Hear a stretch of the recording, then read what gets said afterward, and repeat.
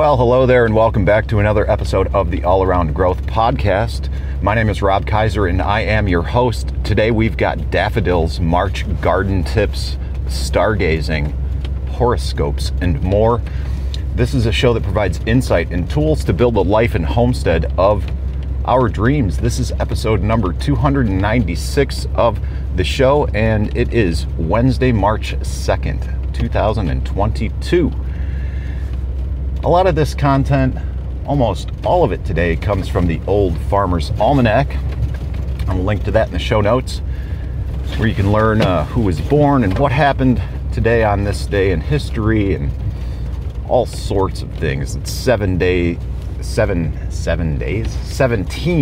days until spring. And here's an interesting question. On this beautiful sunrise, big glorious orb shining brightly in the sky. When does maple sugaring usually start?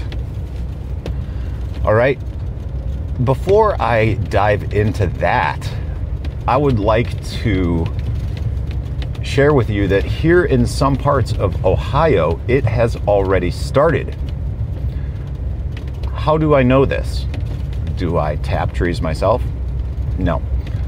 Could I? Yeah, we have a lot of sugar maples here on the property. And as a matter of fact, what is very cool is Cody, our tenant farmer, has tapped trees in the past. He has evaporated down some sap and made syrup. So I am happy to say and blessed to say that I have had homegrown maple syrup. And that was really one of the coolest experiences that I've had as a homesteader to date. And it really feels weird to say that because as I pull out on the road right now, driving to my day job, I don't feel like a homesteader. But that's how we begin all of the journeys in life, slowly, surely, with baby steps, but we make progress by acting consistently. So, when does maple season usually start? Although maple sugaring sometimes starts as early as the second or third week of February, it usually begins about the first week of March. The guy that I had recently seen some stuff from was Jesus Christ, I've got some asshole behind me. I got to get to a point where I can just pull over. This is unpleasant when people just roll up and make it very clear that they've got someplace important to be. Anyways, through the Freedom Cell Network, Tony is here in Ohio. He's down south, and the old timers have some way of determining when it is time to start tapping with the ice and the freeze thaw. I believe it basically, you continue tapping until the buds of the maple trees start to swell, according to Tony. Now, you can likely continue tapping after, but there is some sort of, all right.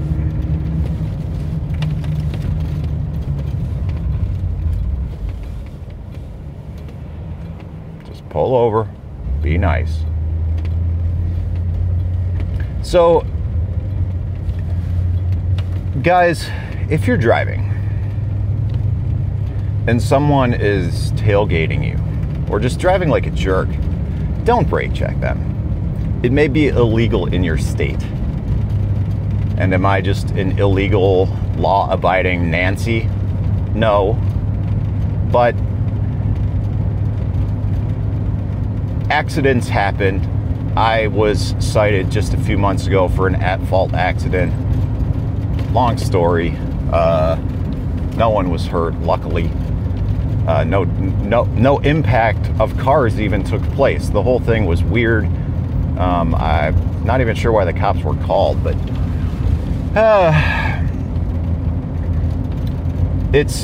I learned recently that in Ohio it's illegal to brake check someone behind you, but it is not illegal to put on your turn signals. So back there I put on my four ways a moment before deciding to slow down and let that individual pass. So we've talked a little bit about maple sugaring, and guys, if you have the ability, always pick up real maple syrup when possible. There's some interesting things like puzzles of the day, and a quote by Sarah Coleridge: "March brings breezes loud and shrill, stirs the dancing daffodil." And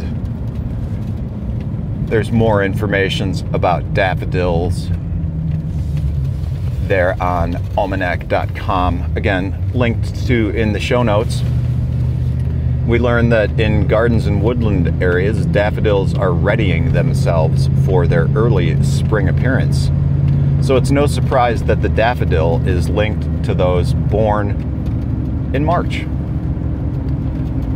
Whether it's your birth flower or not, learn more about the history, meaning, and symbolism of the daffodil. Now, for those permaculture types, years ago in our blueberry patch, I planted daffodils underneath the plants, so that, thinking that we would have some daffodils to take to market, that they would also keep some weeds down. And quite frankly, guys, you know, a lot of the things that I began doing on the homestead when I first moved back, I mean, I put these daffodil bulbs in the ground like literally when I first came back here, within the first 2 or 3 years. And then I did all this stupid stuff with my business and burned out, and then took on this big project at work with this software thing and just went into grind mode for a few years,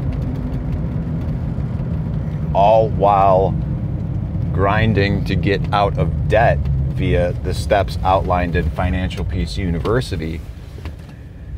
And here we are. I feel like I don't feel like I am on the cusp of another transition in life. God damn it, I feel like a broken record. My God. But what else do we have in March? Let's reference back to these notes before I start going down some, you know, mentally chaotic ramble. So daffodils are the birth flower of March. And we've got birthstones in March, which are aquamarine and bloodstone. I don't know anything about that, so I'll just skip over that. Nor do I really have any interest in birthstones. I don't even know what my birthstone is. But hey, that is of some interest. And you know, if that's of interest to you, let us know. t.me/allaroundgrowth. That is the social media platform where we are most active in the audience. However, I would encourage activity on any social media platform. You can find All Around Growth on Twitter, Telegram, Float, Facebook, Instagram, although that profile has not been active or updated in well over a year. And guys, if you're out there listening and you want to participate in the show and you want to help connect with other people, like you feel as though you've had that connection yourself, then let me know. I could really use some help with the social media.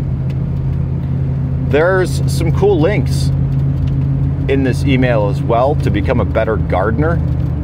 You can find the Almanac Garden Planner for 2022, which is apparently free to try. There's a lot of sales pitches in this, but I think it's a cool daily thing. I signed up for the emails because I'm using this as fodder for content for discussion. There's also something for night sky for March 2022, but I get it. You may be blowing up with emails. So maybe you don't want to sign up for this, and I get that.